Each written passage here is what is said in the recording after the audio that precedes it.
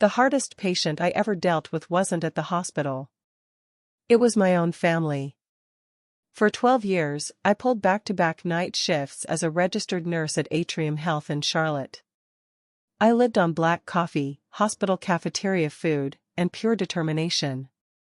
While my coworkers went on vacations, I picked up extra rotations in the ICU, saving every single dollar.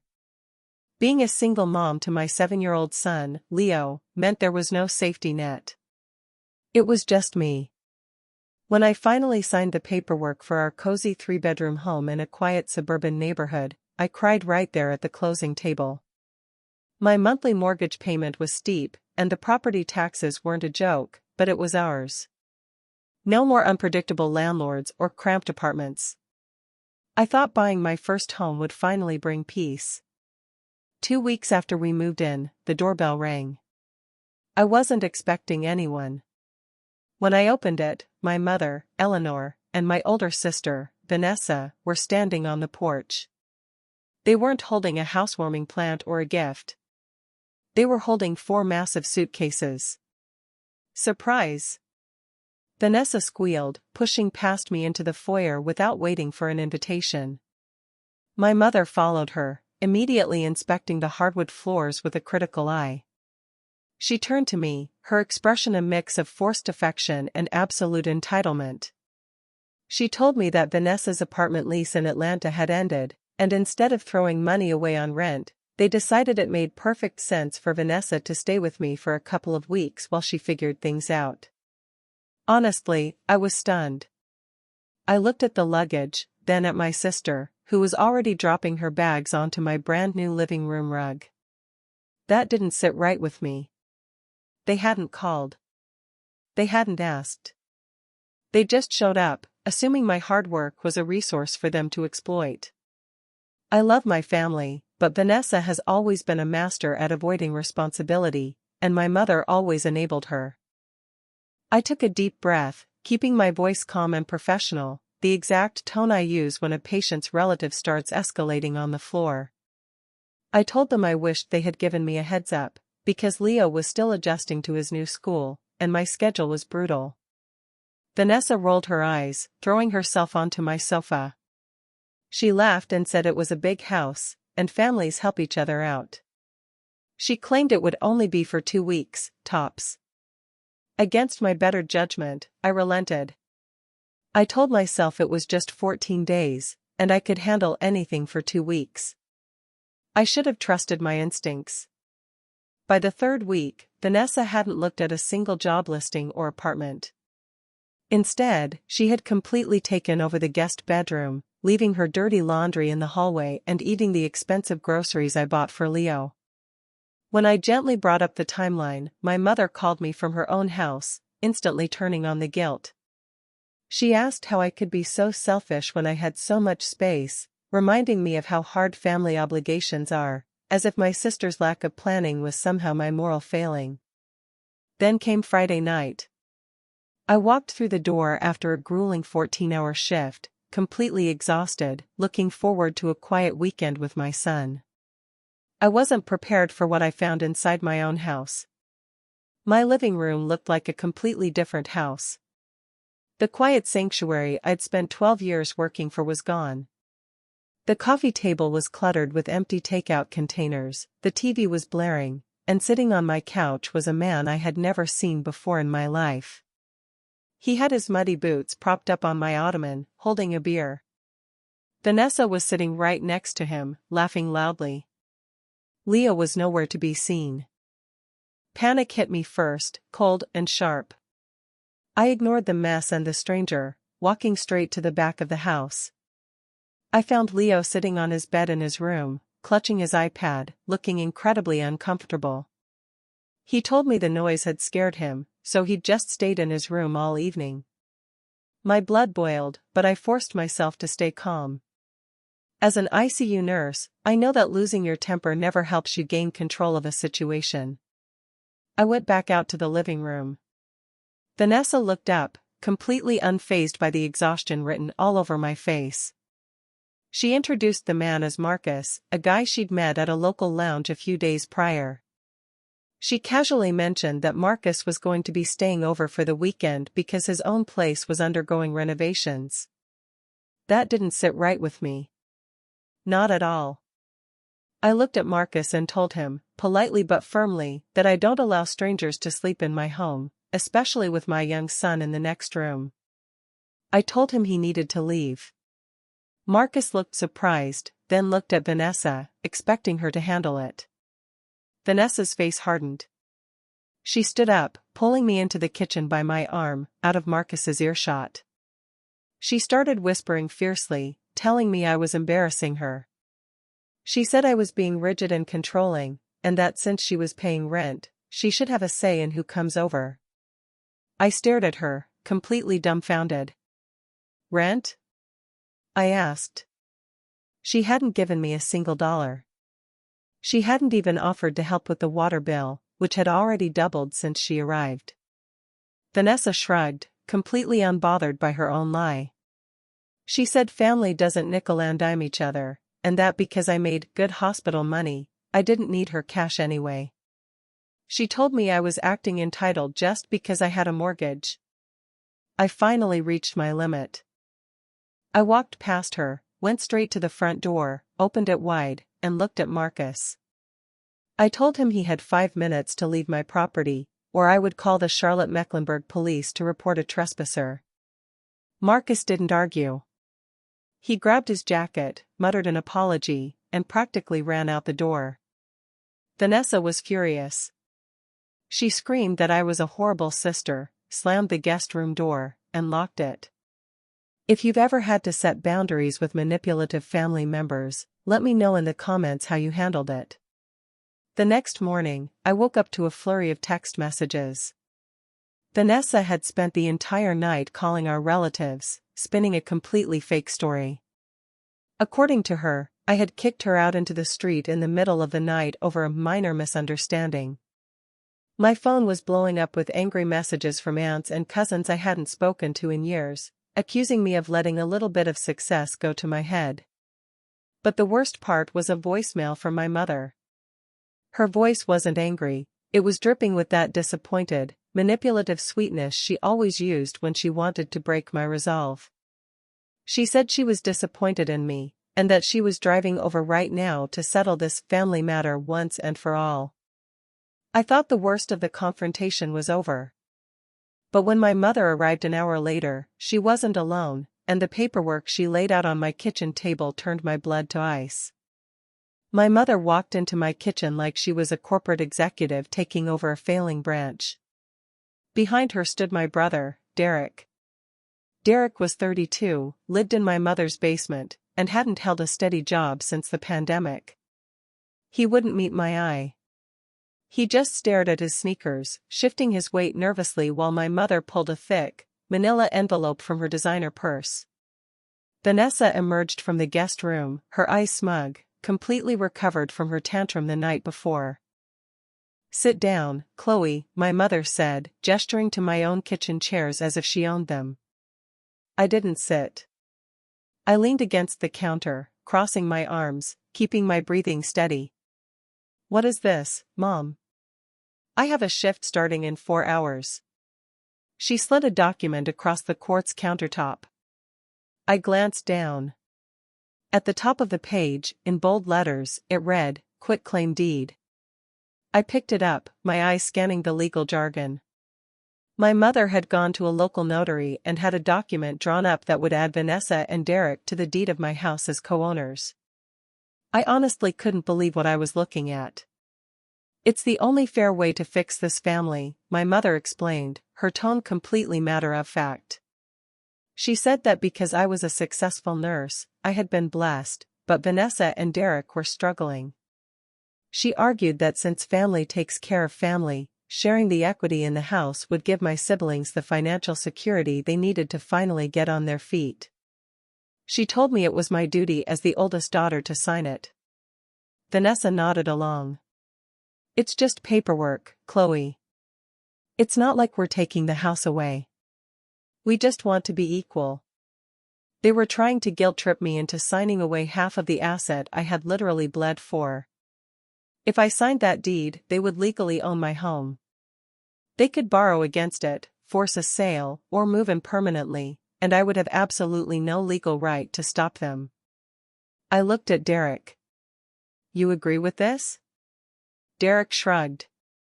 I mean, Mom says it's for our future, Chloe. You always get everything. You have the degree, the career. We just need a break.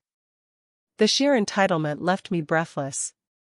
They weren't seeing the 12 years of night shifts, the missed holidays with my son, or the exhaustion in my bones. They just saw a free ride. I placed the document back on the counter. I looked my mother dead in the eye and said, "No. I am not signing this. This house belongs to me and Leo. If you ever bring a document like this into my home again, this conversation is over." My mother's sweet demeanor vanished instantly. Her face contorted into an ugly sneer. She stood up, leaning over the table, and told me that if I didn't sign it, she would tell the entire family I was abandoning them. She threatened to make sure I was completely cut off, that no one would ever speak to me again. I didn't flinch. I told them they all needed to leave my house immediately. Vanessa laughed, a nasty, sharp sound. She looked at me and said she wasn't going anywhere. She reminded me that her bags were in the guest room. She had been living here for 3 weeks, and under North Carolina law, she was officially a tenant. She told me I couldn't just kick her out anymore without a legal fight. I felt a cold dread settle in my stomach. Looking back, I realized she had planned this from the very first day she showed up with her suitcases. I thought she was just being a lazy, entitled sister. But as I watched my mother and siblings walk out the front door, leaving Vanessa smirking in my kitchen, I realized I was facing a coordinated legal ambush. I didn't sleep a wink before my shift that night. Every time I closed my eyes, I saw Vanessa's smug face reminding me that she knew the law. When I clocked into the hospital at 7 p.m., my mind was racing. I was checking 4 drips and monitoring heart monitors, but in the back of my head, I was trapped in my own nightmare. During my midnight break, I sat in the quiet staff break room, staring at a lukewarm cup of coffee. Sarah, one of the senior charge nurses and a close friend of mine, walked in and took one look at me. "Chloe, you look like a ghost," Sarah said, sitting down across from me. "What's going on? Is it Leo?" "No," I sighed, rubbing my temples. "It's my sister. And my mom." I poured my heart out to her. I told her about the suitcases, the stranger in my living room, the quitclaim deed, and Vanessa's terrifying threat about tenant rights. As I spoke, the weight of it all finally hit me, and my eyes welled up with tears. I felt so stupid for letting them in. Sarah reached over and squeezed my hand. "First of all, stop crying. You are an ICU nurse. You handle life and death crises every single day. You can handle Vanessa." Then, Sarah gave me the best piece of advice I could have asked for. She told me her brother-in-law was a real estate attorney right here in Charlotte. She pulled out her phone, texted him my story, and within 5 minutes, she handed me a sticky note with a name and a phone number: Arthur Vance, Real Estate Law. "Call him first thing in the morning," Sarah said firmly. "Do not engage with her. Do not argue. Let a professional handle it." I felt a sudden surge of hope. For the first time in weeks, I didn't feel completely alone. When I got home at 8:30 a.m., the house was dead silent. Vanessa's bedroom door was closed. I didn't even check on her. I walked into my bedroom, shut the door, and dialed Arthur Vance's office. His assistant got me in for a phone consultation just 2 hours later. When Arthur called me back, I explained everything. I told him Vanessa had been staying with me for over 20 days, hadn't paid a dime, had no lease, but was now claiming tenant rights to force me to sign over my deed. Arthur let out a low, professional chuckle. "Chloe, take a deep breath. Your sister is playing lawyer, but she doesn't actually know the law.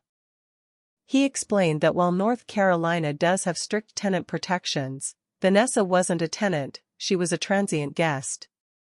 She had no mail delivered there, no utility bills in her name, and most importantly, no written or oral agreement to pay rent. However, he warned me that trying to physically throw her out or changing the locks while she was inside could still lead to a messy situation if she called the police and lied about her status. "Here's what we are going to do," Arthur told me, his voice oozing calm confidence. "We are going to do everything completely by the book. I am drafting a formal, legal notice to quit and vacate today. It will give her exactly 7 days to clear out her belongings. I will have a professional process server deliver it directly to her hand." "And if she refuses?" I asked, my heart hammering. "Then we file for a summary ejectment in small claims court," Arthur said. "But once she sees an official legal document from an attorney, the game changes." "Oh, and Chloe?" "Start documenting everything. Every text, every conversation. Don't speak to her without a paper trail." I thanked him, feeling a massive weight lift off my shoulders. I paid his retainer fee online right then and there. It was expensive, but protecting my home and my son was worth every penny. 3 days later, I was in the kitchen making lunch for Leo when the doorbell rang. Through the window, I watched a man in a professional suit stand on the porch. Vanessa walked out of her room in her pajamas to see who it was. I opened the door. The man looked at Vanessa. "Are you Vanessa Vance?" "Yes," she said, looking confused. He handed her a crisp, white envelope. "You've been served. Have a nice day." Vanessa tore the envelope open. As her eyes scanned the legal letterhead from Arthur's office, the color drained completely from her face. She looked up at me, her eyes burning with pure, unadulterated rage. But I wasn't prepared for the desperate, dangerous move she was about to make next. Vanessa stood in my kitchen, clutching the legal notice so tightly her knuckles turned white. "An attorney, Chloe? Seriously?" Her voice shook, a toxic mixture of anger and disbelief. "You're hiring a lawyer to kick your own flesh and blood out onto the street?" I didn't yell. I didn't match her high energy. I just kept making Leo's sandwich, keeping my tone perfectly level. I told her that she was the one who threatened me with legal action first, and that I was simply taking her advice and handling this professionally. Vanessa realized her intimidating tenant rights bluff had completely failed. She stormed back into the guest room, slamming the door so hard a framed picture in the hallway rattled against the wall. For the next 48 hours, the house was an icy, uncomfortable battleground. Vanessa completely ignored me, but she began a passive-aggressive campaign designed to wear me down. She would blast her music at 3 a.m. right before I had to wake up for an early shift. She left the kitchen faucet running, trying to spike my water bill. Every time I walked into a room, she would loudly whisper on the phone to our mother about how cruel and heartless I was. I ignored all of it. Every time she blasted music, I logged the time in a notebook. Every time she made a threat, I recorded it. I was building an ironclad paper trail, exactly like Arthur had instructed. Then, on Wednesday afternoon, the emotional manipulation reached a whole new level. I was at the hospital, charting patient vitals, when my phone vibrated. It was a text from my mother. It was a photo of my brother, Derek, sitting in the back of an ambulance, hooked up to an EKG monitor. My heart dropped. The nurse in me immediately took over. I called my mother instantly, panic rising in my throat. "Mom. What happened to Derek? Is he okay?" I asked, my voice trembling. My mother sniffled over the line, her voice dripping with calculated sorrow. She told me Derek had suffered a severe panic attack and chest pains because of the stress I was causing the family. She claimed the doctor said his blood pressure was dangerously high, all because I was being so greedy with my house and threatening to sue Vanessa. "If anything happens to your brother, Chloe, it's on your hands," my mother sobbed. "All of this can go away if you just drop that lawyer and sign the deed. Please, save your family." If you've ever been blamed by your own parents for a medical crisis they manufactured to control you, let me know in the comments. I sat down at the nurse's station, my mind spinning. For a split second, the heavy guilt worked. I felt like a horrible daughter and an awful sister. I wondered if I was being too harsh. But then, my professional eyes looked closer at the photo she had sent. I zoomed in on the EKG monitor in the background of the image. I noticed the date and timestamp printed on the digital screen. The timestamp read October 14, 2024. The photo was nearly 2 years old. It was from a minor asthma attack Derek had suffered years ago. My mother had saved the photo, waiting for the perfect moment to weaponize it against me to force my hand. A cold, hard clarity washed over me. The last remaining shred of guilt I had for my family evaporated into thin air. They didn't love me. They didn't care about my peace, my career, or my son. They just wanted to consume everything I had worked for, and they would lie about life and death to do it. I didn't reply to the text. I didn't call my mother back. Instead, I forwarded the photo and the text message directly to Arthur Vance's email, adding it to our growing mountain of evidence. The 7-day deadline on the notice to vacate was officially expiring on Friday at midnight. On Thursday evening, I came home from work, fully expecting Vanessa to have her bags packed. Instead, I found the front door wide open, and the sight waiting for me inside my home made me realize they were making one final, desperate stand. My kitchen was packed. It wasn't just Vanessa this time. My mother was leaning against my counter, sipping from one of my coffee mugs, while my brother Derek leaned against the refrigerator.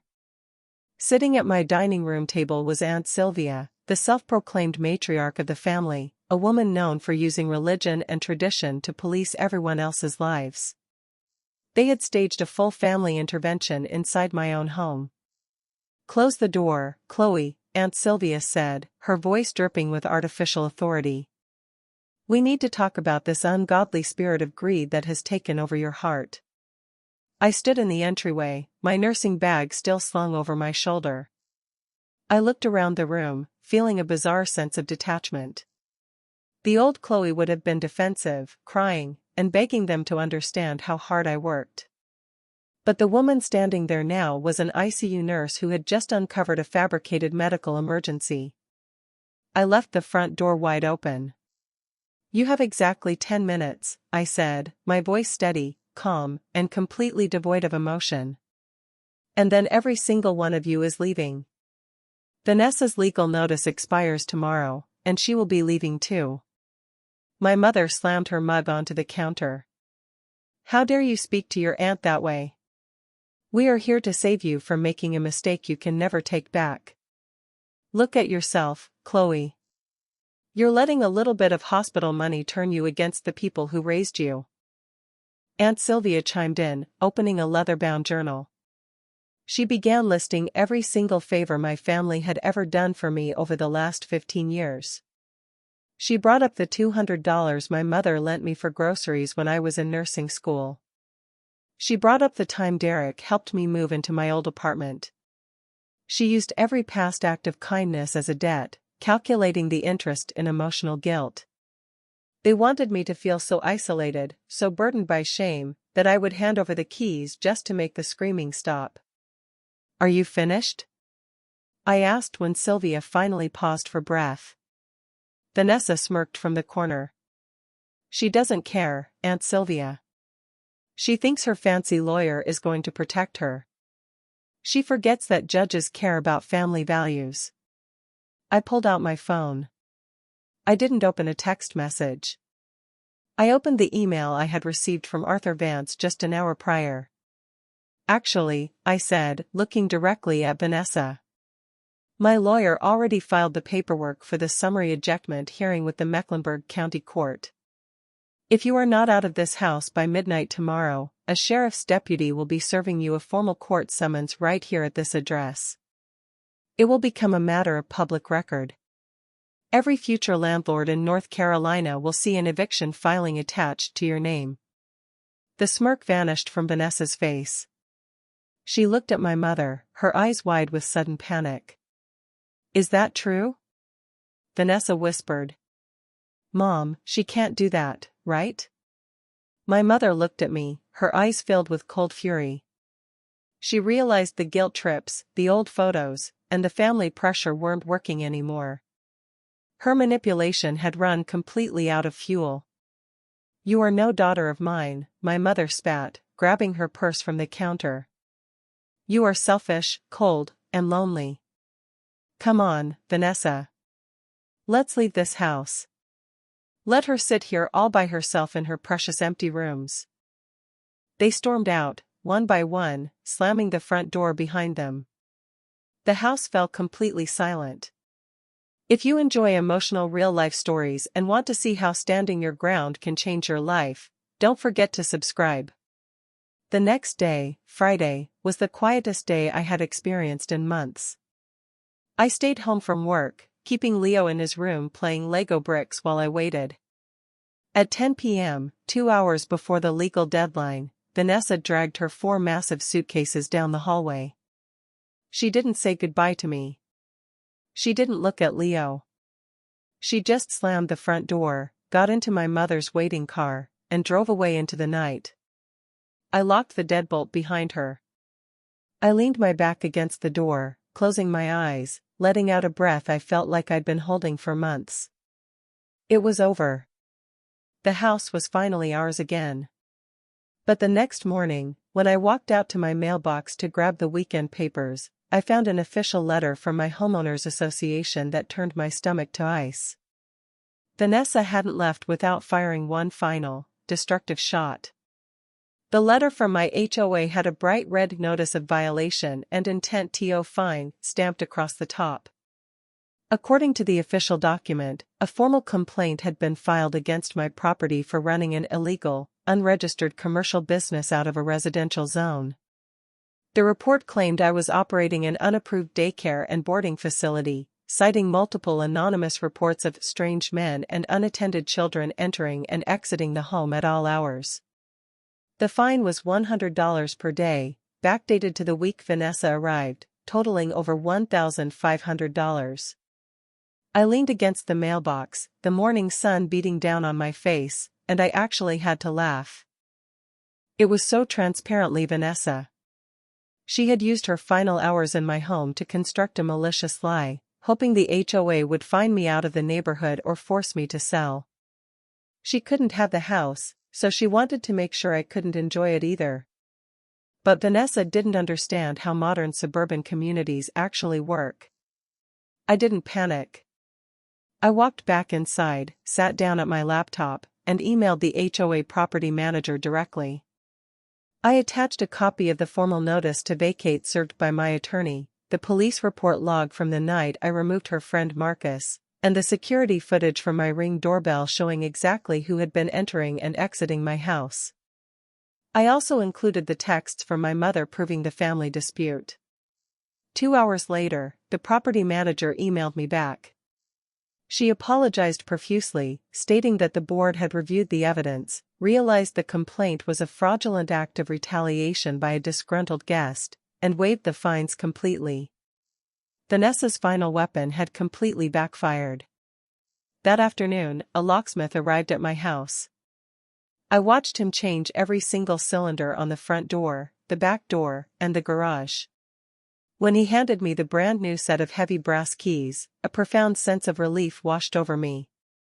No one else had these keys. No manipulative relatives, no enabling mothers, no toxic siblings. Just me. Over the next few weeks, the angry text messages from extended family members slowly trickled down to nothing. When they realized I wasn't replying, arguing, or begging for forgiveness, they lost interest. Cults of family manipulation thrive on reaction, and by giving them absolute silence, I starved them of their power. One evening, about a month later, I was sitting on the back porch watching Leo kick a soccer ball across the green grass of our yard. The sky was a brilliant shade of Carolina orange and purple.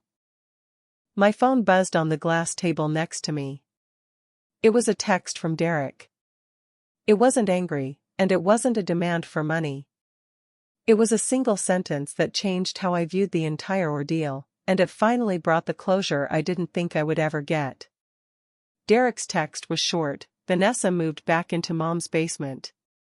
They're already screaming at each other over who pays for groceries. I'm sorry for my part in everything, Chloe. You were right to protect your house. I stared at the screen for a long time. I didn't reply, but I took a deep, steady breath. It was the closest thing to an apology I would ever get from them, and honestly, it was enough. It confirmed what I already knew deep down: the problem was never me. The problem was a toxic cycle of enabling and entitlement, and by standing my ground, I had finally broken free from it. Looking back, I realized that buying my house didn't just give me a piece of real estate. It gave me my voice. It taught me that setting boundaries isn't about being mean or punishing people, it's about preserving your own sanity and protecting the people who depend on you. For years, I thought being a good daughter and sister meant letting them cross my boundaries whenever they wanted. I thought keeping the peace was the same thing as love. But love without respect eventually becomes control. Today, my home is exactly what I always wanted it to be: a sanctuary. When I come home from a grueling 12-hour night shift at the hospital, the house is peaceful. There is no loud music, no manipulative paperwork on the counter, and no strangers on my couch. There is just the quiet hum of the refrigerator, the sunlight streaming through the kitchen window, and the sound of Leo laughing as we eat breakfast together. I still work hard, and I still pick up extra shifts when the hospital needs me, but now I know exactly what I'm coming home to. To anyone out there who is currently struggling to set boundaries with manipulative family members, please hear me: protecting your peace doesn't make you selfish. You are allowed to say no to people who only want to take from you, even if you share the same last name. The life and the home you build through your own sacrifice deserve to be protected. You don't owe anyone a free ride at the expense of your own peace of mind. Thank you so much for watching and staying with me through one of the hardest chapters of my life. If my story resonated with you, or if you've ever had to stand your ground to protect your peace, please drop a comment below. I'd love to hear your thoughts and know I'm not alone. Don't forget to hit that like button, share this video with someone who might need to hear it today, and subscribe to the channel so you never miss another real-life story. Your support means the world to me and Leo, and it keeps us going. Stay strong, protect your boundaries, and I'll see you in the next video.